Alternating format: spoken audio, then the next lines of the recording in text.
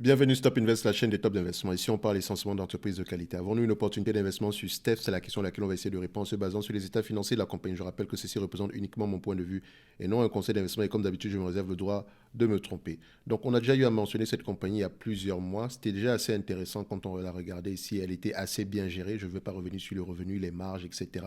La première vidéo est déjà disponible sur la chaîne ici. OK, donc la vidéo ici, vous tapez juste Steph Top Invest, vous allez la retrouver date d'il y a un an. OK, pas besoin de revenir faire ça. Donc, je prends directement ici l'estimation ici des analystes par rapport aux bénéfices nets, etc. Donc, déjà, je cherche les PER de cette compagnie ici. On vérifie ici, c'est une compagnie qui s'échange généralement à des PER aux alentours de 12 fois les bénéfices par là. Alors, il faut que je vous dise que c'est très petit, c'est très peu pour ce genre d'entité. C'est vrai que c'est la logistique ici, lui, logistique, mais voilà, généralement, il y a de fortes chances qu'on prenne généralement aux alentours d'une de 15 fois les bénéfices, ok? En que 15 fois les bénéfices, voilà, on peut même aller à 17-20 fois les bénéfices parfois pour certaines entités. Et encore, c'est une entreprise qui a une certaine croissance. Donc la question que je me pose maintenant, c'est pourquoi est-ce que le marché sous-évalue, paye des multiples moins élevés pour ce genre d'entité-ci? C'est la question qui me revient généralement à l'esprit ici présentement. Donc vous allez également remarquer que les compagnies dans le secteur de la logistique ont gagné beaucoup d'argent pendant la période de la pandémie, etc. D'accord? Donc, est-ce que les revenus actuels sont durables? Est-ce qu'elle a eu des marges ici qui vont avoir tendance à diminuer? Donc, auquel cas, le marché anticipe déjà une certaine diminution. D'accord? Donc, faites également attention par rapport à ça. Donc, vous pouvez également voir ici que c'est une entité assez bien gérée. Dans le sens où, qu'importe les périodes, elle a toujours rapporté à peu près des bénéfices nets stables et croissants, même d'ailleurs, même si les marges sont, voilà, même si elles sont très minimes, elles sont quand même croissantes. Ça montre que l'entreprise est assez bien gérée et elle pourrait même avoir un certain pricing power dans son secteur d'activité. Oui, c'est du 2,3% ici, c'est 3%, mais dites-vous que c'est la norme dans le secteur d'activité. D'accord? Ici, c'est vraiment les coûts d'exploitation qu'il faut vraiment gérer. OK?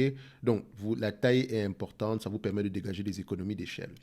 Donc, le PER de cette compagnie-ci, maximum, on sera aux alentours de 15, minimum, on sera aux alentours de 10. Il y a 10 fois les bénéfices, je ne prends pas en considération la dette. Parlons même de la dette. Est-ce que la dette nette ici sur EBITDA est à un niveau assez gérable ici? On a une dette nette de 981, presque 1 milliard ici. Je vérifie également sur Zone Bourse. On va aller regarder sur Steph. Alors, qu'est-ce que Steph nous propose ici en termes de dette nette? On regarde finance ici. Donc, la dette nette, on a aux alentours, oui, de 900 millions par là. Donc, si je prends à 15 fois les bénéfices, j'enlèverai la dette nette. Si je prends à 10 fois les bénéfices, je n'enlèverai pas la dette nette. D'accord? Parce que techniquement, ça revient à 10%. C'est déjà assez. S'il faut encore prendre la dette nette en considération, c'est vraiment très, très conservateur. Donc, également, je vais regarder ici, est-ce que les analystes ont tendance à faire de bonnes prévisions sur ce genre de compagnie ici? Oui, c'est une compagnie assez, c'est un business assez prévisible, on aime ça. On recherche avant tout un business assez stable, ok, sur lequel on peut se projeter. Pas un business qui aura tendance à fluctuer, voilà, aujourd'hui 100, demain 200, d'après-demain 400. Non, on veut un business, si on gagne 3 dollars aujourd'hui, c'est au moins 3 dollars pour les 100, 400 prochaines années. Entre parenthèses, idéalement. OK? Donc, quand on dit 400, c'est-à-dire que quand la vision qu'on a présentement, quand on la perception de qualité qu'on a présentement sur la compagnie, il faut qu'on ait que la probabilité pour que les bénéfices nets restent stables, soient stables dans le futur, soit assez élevée. Et pour avoir à peu près cette idée-là, il faut déjà vérifier si par le passé, on a déjà eu à prouver qu'on pouvait maintenir des revenus et des marges assez stables. Vous avez vu ici que les marges augmentent, les bénéfices nets sont à peu près stables ici. Donc on aime ça. C'est une belle entreprise. D'accord? C'est une très très belle entreprise. Et puis d'ailleurs, vu qu'on en parle ici, je pense que si vous allez sur la chaîne Finance Académie de Philippe, donc vous allez voir ici, il parle très souvent ici de Steph un peu plus en profondeur que ce qu'on fait ici aujourd'hui. Ok, donc ça pourrait vous, si vous ne savez pas ce qu'elle fait, etc. Je vous encourage à voir les vidéos qu'il a fait d'ailleurs sur Steph. Ok, donc on revient ici.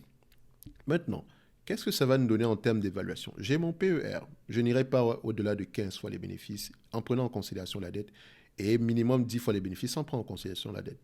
On va commencer par 15 fois les bénéfices, d'accord? Et on va prendre en considération directement ce qui est attendu en 2025, soit 12,99 €. D'accord? 12,99 € multiplié par 15 fois les bénéfices. Ça donne combien? 9 à 194,85. OK. Maintenant, je viens ici, je cherche la dette nette par action. Notre dette nette déjà par action, la dette nette ici, on a à peu près 953 millions selon Zone Bourse. 953 millions divisé par le nombre d'actions. On met ici 953. Nombre d'actions, nous avons combien en termes de nombre d'actions? 12 387. Et quand je dis nombre d'actions, il faut souvent voir est-ce que ça évolue, ça diminue, etc. On peut voir ici que le nombre d'actions est plutôt... Voilà, on a une certaine évolution sur les dernières années. Il faut aller vérifier pourquoi. Ce n'est pas grand-chose, mais voilà, on a quand même une certaine évolution. OK, donc on quitte de 12 millions 300 à 12 millions 640 ici. Il faut faire attention. Donc quand on regarde sur Zone Bourse, est-ce qu'on a à peu près à 12 millions 387. Donc il faudrait aller vérifier quand ils regardent ici le nombre d'actions, qu'est-ce qu'ils prennent précisément en considération. Est-ce que c'est le nombre d'actions en prenant en considération ici les actions convertibles, ce genre de choses-là. D'accord? Donc je vais prendre ce qui est écrit ici sur Zone Bourse. Est-ce que ça va changer grand-chose? Pas vraiment. De toute façon, l'écart n'est pas énorme non plus. Divisé par le nombre d'actions ici, nous avons à peu près 12 millions 387 millions d'actions. Ça donne ici une valeur, et ça donne ici une dette nette par action aux alentours de 77 dollars l'action. J'ai trouvé 194,85 ici, en multipliant mon bénéfice net attendu en 2025. Moi, la dette nette actuelle, donc je vais faire moins 195, je l'arrondis ici. Ça me donne ici une valorisation à 118 euros l'action. OK? Donc, 15 fois les bénéfices en prenant en considération la dette, on sera aux alentours de 118 euros l'action, en prenant en considération ce qui est attendu en 2025. OK? Si on retourne l'équation ici, ça veut dire quoi? Si l'entreprise vous reverse la totalité des bénéfices nets attendus en 2025, 12,99 par rapport au prix actuel, 105 millions, ça donne ici un rendement sur coût de 12,37%.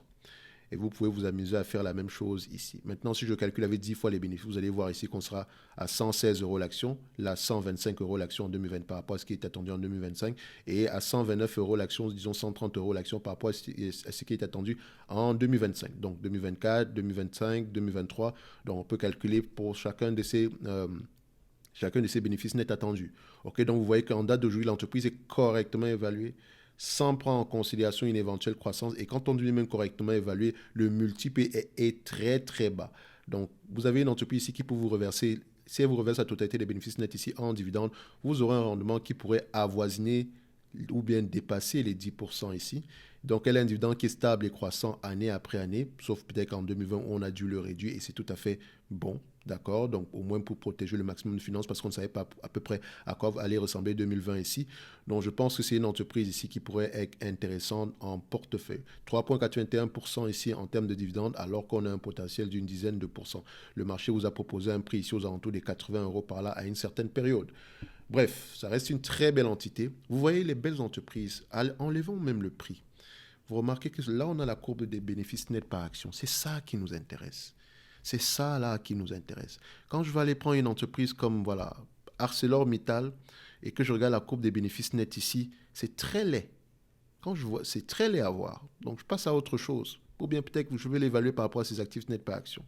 Mais les amis, privilégiez les entreprises qualitatives. On privilégie les entreprises qui ressemblent à ça, visuellement. Déjà, visuellement, vous pouvez voir ici que j'aimerais continuer à rechercher sur cette compagnie-ci. Par exemple, si je prends du Apple, c'est la même chose.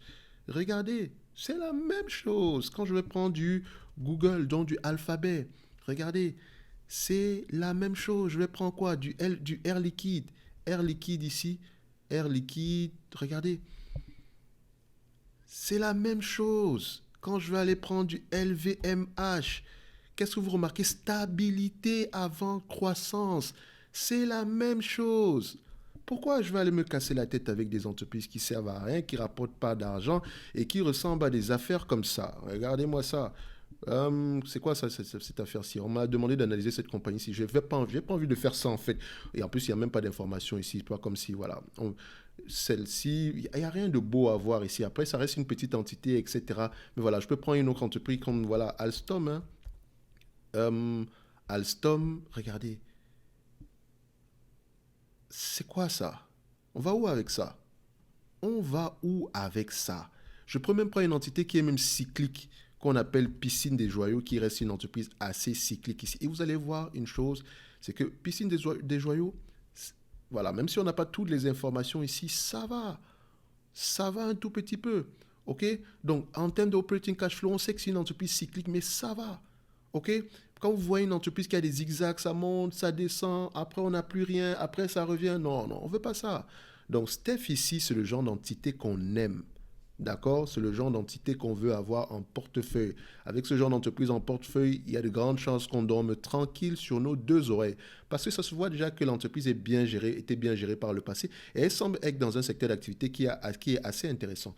Bref, on va se donner rendez-vous sur la prochaine vidéo. Steph reste intéressant à ce prix-ci. Donc allez-y creuser un tout petit peu plus. Merci.